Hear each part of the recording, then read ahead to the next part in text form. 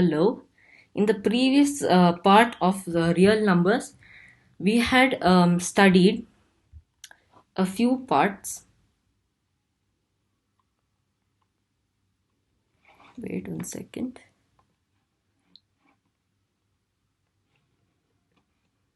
Yeah, we had studied about all the number systems, conversion of a non-terminating recurring decimal to a p by q form, irrational numbers, proving that root 5, all the roots are irrational, not all the roots, the irrational roots. Then we have done locating the irrational numbers on number line. Then we have done converting in the subjective form. Then there is we have done the trick to find if a rational number is terminating or not. Then we I had just told you in brief idea what lemma is. So we will continue with. I'll start off with Euclid's division lemma. So the definition, if they ask you what it is about, they will not ask the definition. They'll ask it in some other way. Given positive, the fundamental sentence for it is: given positive integers a and b, there exist unique integers q and r satisfying a equal to bq plus r, where where r is more than 0 or equal to 0 but always less than b. So now you may be thinking, where is this used? So if you see, whenever you do a division, for example 7 divided by 2, what's the answer? 3, right? And the remainder is 1. So what if that 7 is not given? It's given as x. How will you find x? X equal to 7, but they have told you how to prove that x equal to 7. So the divisor is 2, quotient is 3, so what and the remainder is 1. So what you guys have to do, 2 into 3, which is 6, plus 1, 7. This is the same thing. Okay, it is the same thing that I have expressed in this form. So you may be asking how to prove this. Everybody may know this, but I'll just repeat it. If a and b are positive integers where a by b equal to q with remainder r. So q is the quotient and remainder is r. So when a is divided by b, it gives a quotient q. When minus from a, you subtract qb. Quotient is any number. It's the answer into b. Minus qb, it will give you the remainder. So how I got this qb? Why qb? Why not xb or something? So if you see, q is the quotient, and always you subtract from the dividend, you subtract the product of the quotient and the divisor. That is one thing you may have seen. So when that is subtracted from a, it gives r. So that is how it is derived. So then I'm not going to interfere with these two like this, but a minus qb equal to r, minus qb equal to r minus a, qb equal to minus r plus a equal to bq plus r. This is the formula.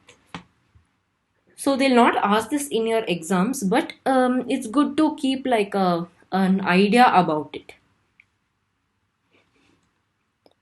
Next, we'll talk about Euclid's division algorithm. It is a technique to compute the HCF.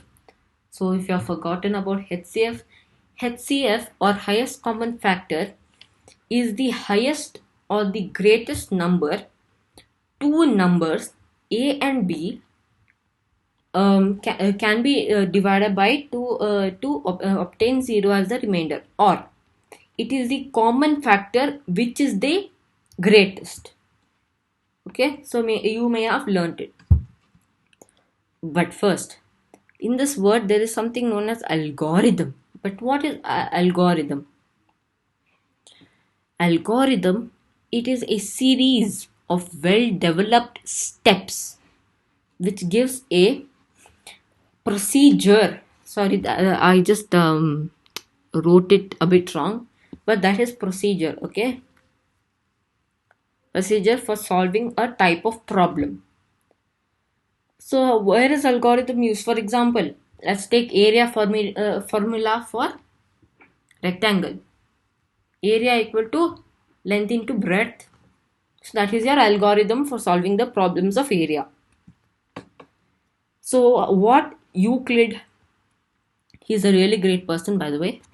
So he was also known as the father of geometry. You'll be studying about Euclid's geometry in your 10th grade only, or probably in your higher classes also. Find HCF of 8 and 12 using Euclid's division algorithm. They can ask you like this. These are the type of questions. Then, so first thing what you'll do is you put the greater number divided by the smaller number. So 12 divided by 8. Then you get the quotient as 1 minus 8. Yeah, normal division, and you'll get the remainder as 4. But then the divisor over here, this one, is brought. Sorry, this was accidental. You have to divide this 8 by 4, the remainder. So you get the answer as 2, and there is no remainder. Whenever there is no remainder as when you get a 0 as remainder, the divisor which gets the remainder as 0 is the HCF of the two numbers 12 and A and B. I've taken A and B, but here it's 12 and 8. Here it's here so thus the HCF of 8 and 12 is 4. Otherwise, if you do by the other method, you'll have learned the prime factorization method, or you may have done the normal. You may have written down all of the factors, and then you may have taken the highest common factor out of all those. Okay, so many people think whenever the number gets greater, I mean, why should I do this? But this is one of the methods which is the easiest to do for HCF. So then you take 455, which is the greater number inside the as the dividend, and 42 as the divisor. So the answer becomes 10, which is which becomes 35 is the remainder. Then you take 42, this divisor 42 under the as the dividend for the next part. So then you have to divide it. It becomes 1 minus 35, 7. So 7 is the remainder. Then what should you do? Many people think, then it's over. Then what should I take? Then you have to take this number, the previous divisor, as the dividend of this part. Then you do 7 divided by 35, which equals to 5, and there is no remainder. Then what did I tell you? Whenever there is no remainder, then you have to think that this divisor is your HCF. Always it will be correct. If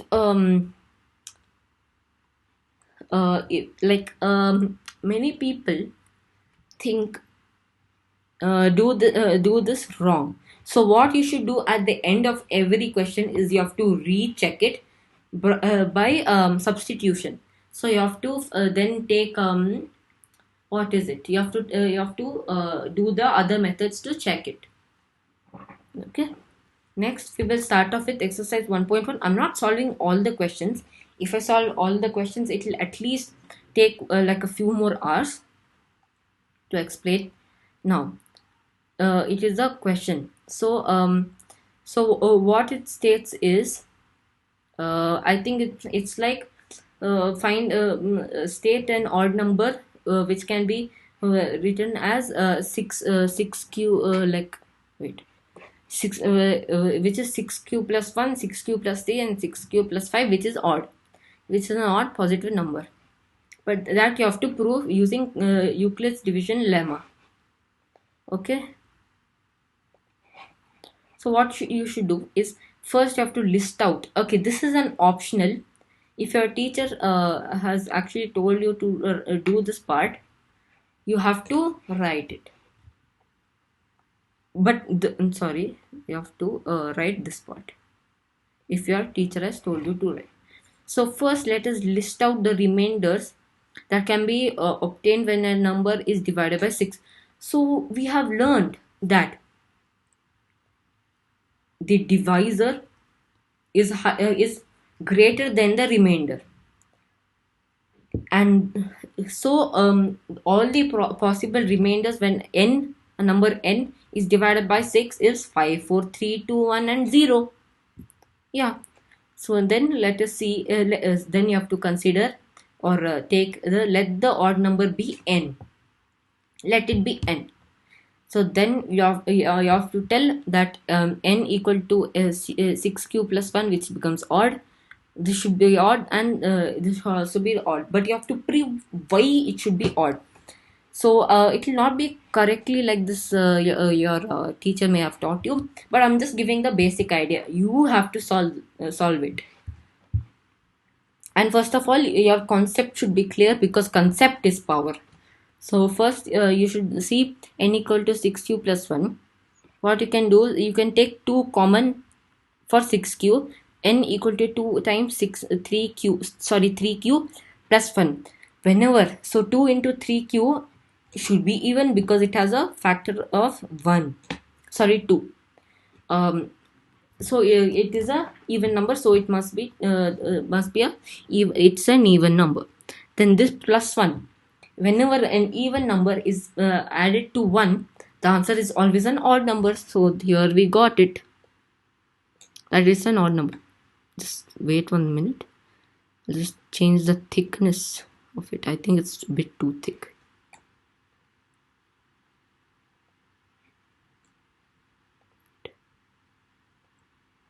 Okay, it's fine, it's fine. Why is this coming? Okay. So next, let's see n equal to 6q plus 3. Now what should you do? Take 3 as common. Okay, so this is this part. This is actually not used. So you may have to say that this you must just write as extra. If you write this instead of this, you're getting a straight 0. That is one thing. So what you have to do is take 2 common. Always when you're proving as an odd number, you have to take 2 as common. So for 6q, 2 is common.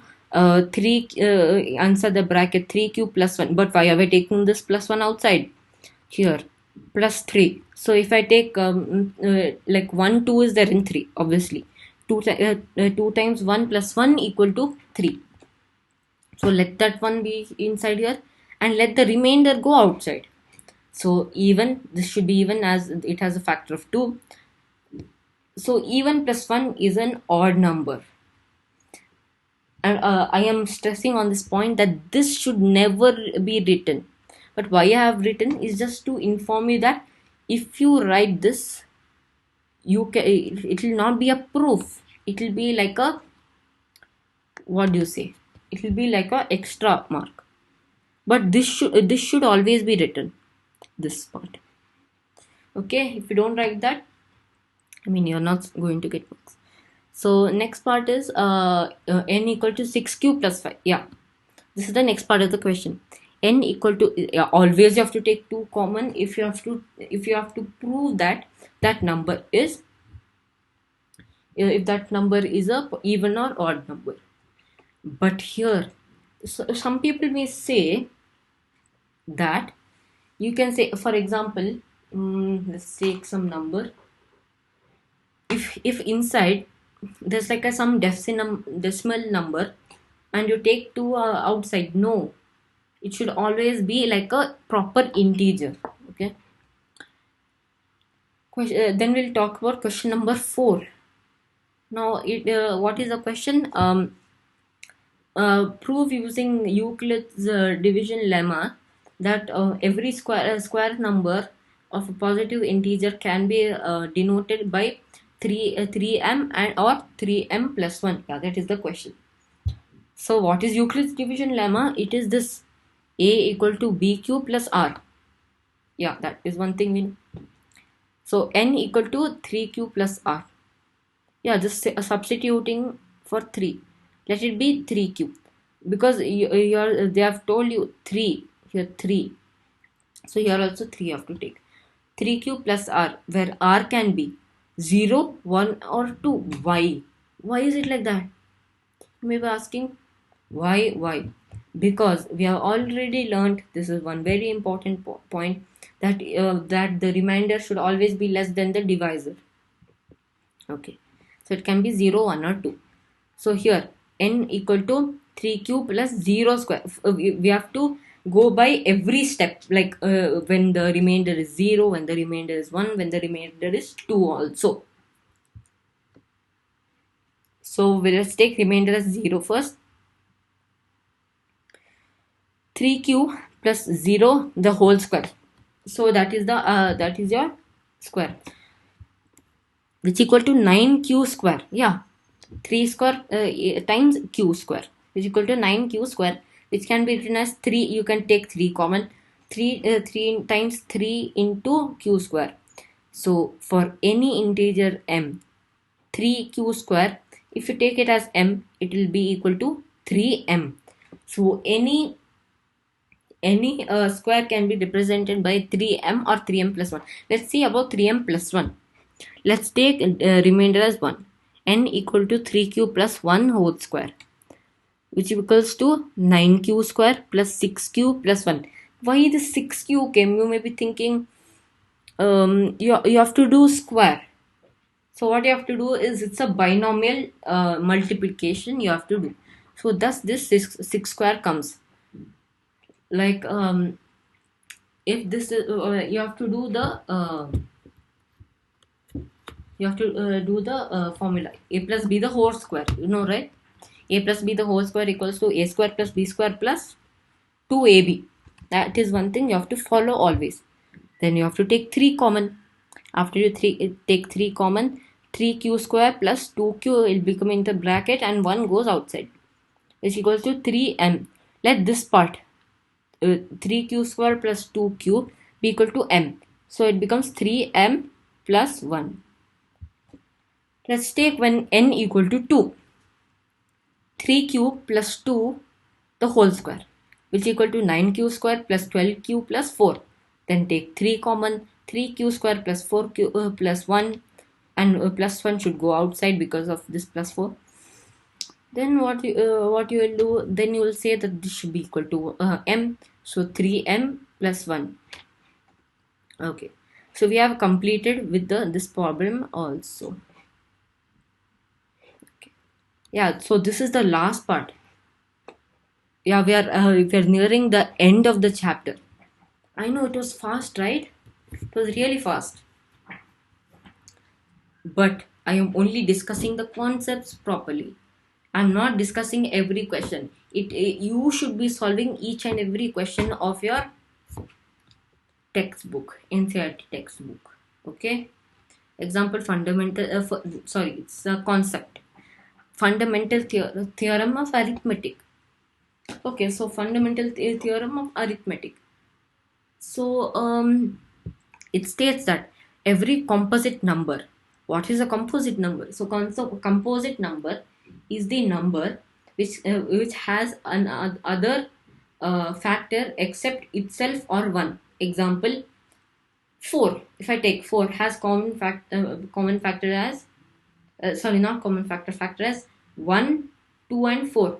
It has something it's some other factor except the number itself 4 or 1, because every number is the factor of itself, and 1 is the factor of every number. Okay, so every composite number can be expressed or factorized as a product of primes, and this factorization is unique apart from the order in which prime factorizations occur. Yeah. So it states that every composite number can be expressed as a product of prime numbers, and this factorization is unique for every number. Okay. And generally, whenever we say prime factorization, we always write it in the ascending order. Example, let's take what should we take? 50. Let's take 50 for example. So then first it becomes 2, then 20. If you take it, it will become 2 times 5 times 5. It should always be written like first 2. You should not write 5 times 2 times 5 or anything like that. You should write it in ascending order properly, because if you write it in some other method, it will become really confusing. You should write it as 2 times 5 times 5. So yeah, that is the fundamental theorem of arithmetic. Next, we'll start off with HCF. You know what's LCM, right? You all must know least common multiple.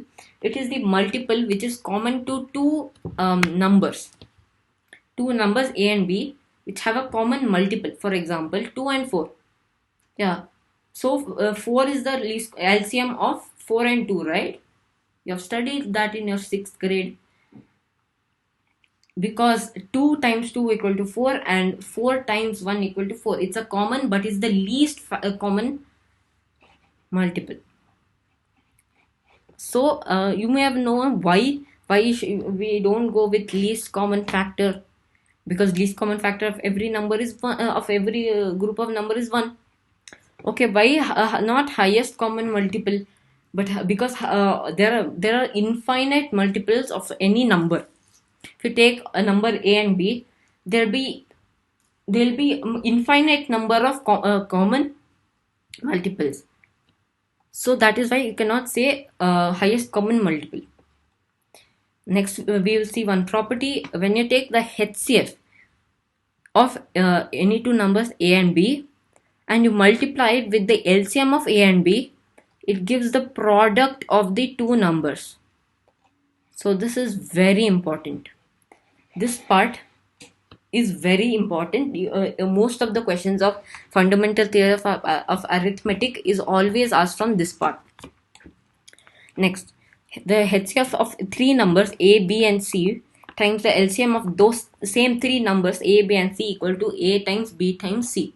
Yeah, if you see HCF of A, B, C and D, if you take times LCM of A, B, C and D, it always equals to A times B times C times D, how many ever numbers there are. So the next we'll see specific formulae which are derived. So you can see LCM of P, Q and R. Okay, LCM of P, Q and R equal to P times Q times R times the HCF of P, Q and R divided by the HCF of P and Q, HCF Q and R times HCF of P and R. So this is one formula you should always remember. Okay, very important. The next part is HCF of PQR. If you know LCM, P times Q times R times the LCM of PQ and R divided by LCM of PQ times the LCM of QR, then times the LCM of PR. So even this is very important. The type of questions you'll get in fundamental theorem of arithmetic under this part will be find A and B by using these two formulae. These two formulae are very important. I have told you these two. Okay, they can ask the HCF. They'll give LCM and the product. They'll ask HCF, LCM and a few and one of these numbers. Then you have to find the other numbers, like those type of questions they will ask. This you have learnt in your 6th standard, I believe. Next is your LCM. So what is your LCM? LCM of these you have to use. For example, they've given you a HCF of PQ, HCF of QR, and HCF of PR. Or they can also give you PQ and R and use this formula to get the LCM. They can ask like that. And the HCF of they can ask by giving PQ and R. So you have to use the proper formula. Okay, so your work is to solve all the exercises, and it would be great if you would leave a like on the video, subscribe. So if you like and subscribe, I will know that you guys are really liking it, and you guys are really want all the chapters of the 8th, 9th and 10th class. So I think we should conclude the session. If you have any queries or doubts, put it down in the comments below, and I will solve them in another video. And until then, stay safe, stay at home, and use your time properly for studies